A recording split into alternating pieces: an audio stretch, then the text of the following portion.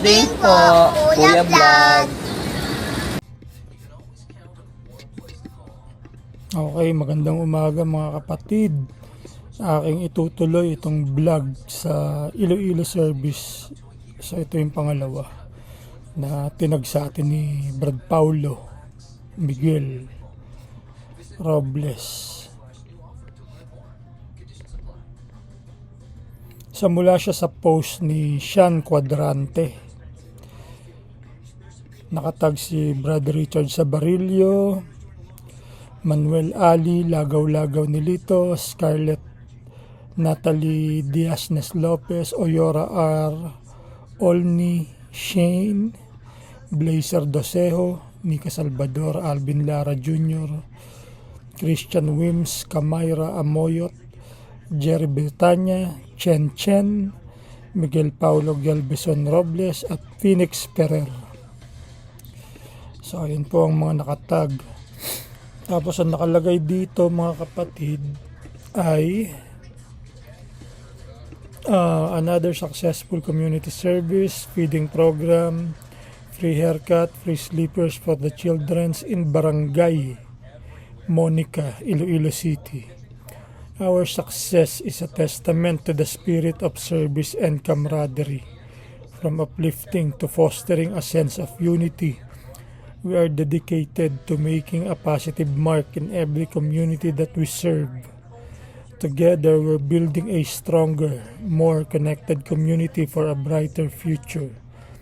Forever thankful to our sponsors, never-ending support of Bro Miguel Paulo Galvezon Robles, Bro Pres Richard Sabarillo, Bro GC Jerry Britanya, and others, and brothers and sisters from other chapters, Cultural Brotherhood, International Service, Fraternity and Sorority Inc. May we always be strong the circle we. Viva Saraba, Leadership, Friendship Service, Buhay Saraba, Community Service. Ang haba, ang galing mag-English ni Sean Quadrante, ni Utol. Ang galing niyang gumawa ng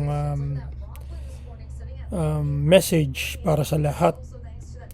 So, tularan po natin yung mga ganito, mga kapatid, na hindi lamang sa gawa, may salita rin, ang galing, ano?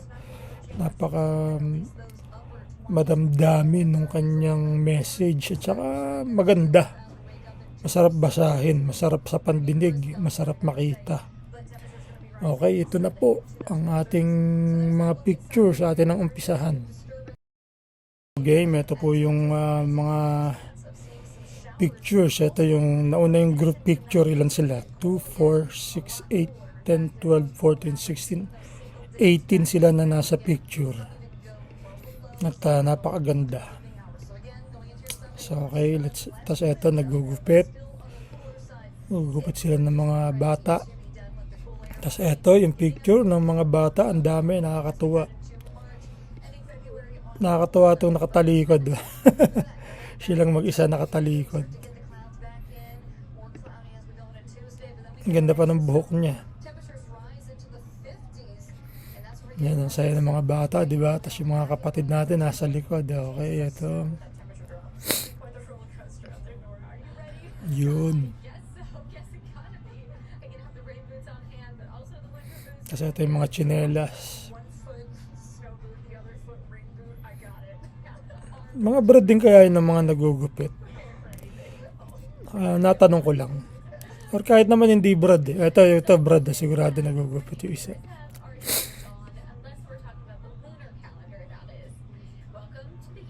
Daming tao, no?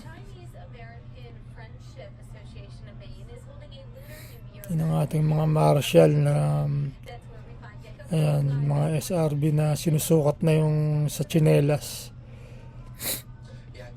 Sinusukat para maipamigay.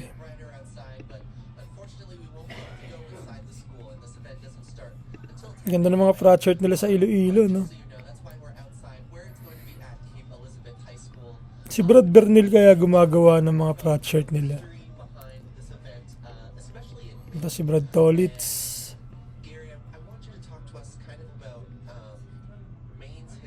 Yan. Selfie si Utol Sean Quadrante.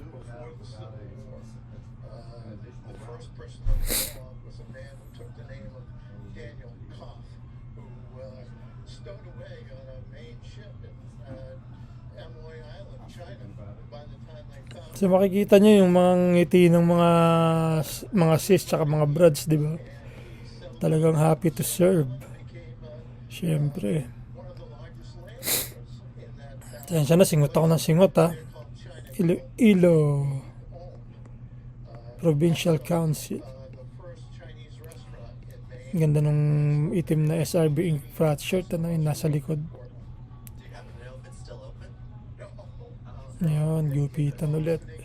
So baka hindi ko na masunod-sunod to Kasi nga, ang hirap mag-edit, matagal Nandito ako sa aking bakasyon ng 2 gabi at 3 araw dito sa Portland, Maine. Umiiyak pa yung bata. Door with complimentary Chinese tea from a local person who imports Chinese tea. There'll also be talks about the Forbidden City in Beijing. Ito, nasa food pack na sila. Halo-halo pala to. Hindi na sunod-sunod. Ito yung food pack dami. Pasensya na po sa singhot. Ayun, ang gusto ng mga bata, kainan. Kainan, tsaka yung tsinela, syempre, para meron silang gagamitin pag maglalaro, di ba? Ingatan natin na protection sa paa yan. Ingatan natin ng ating mga kabataan. Bigyan natin sila lagi ng protection, mga kapatid. Dahil ilan sa mga batang yan magiging SRB kapag nakikita nila palagi yung ating ginagawa.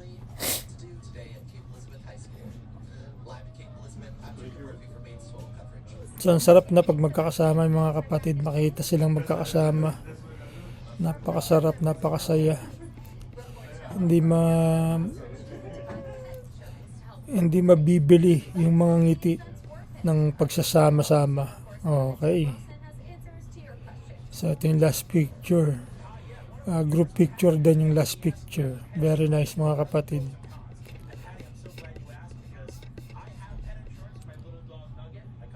So ayan, Brad Paulo kita mo naman, napagbigyan kita.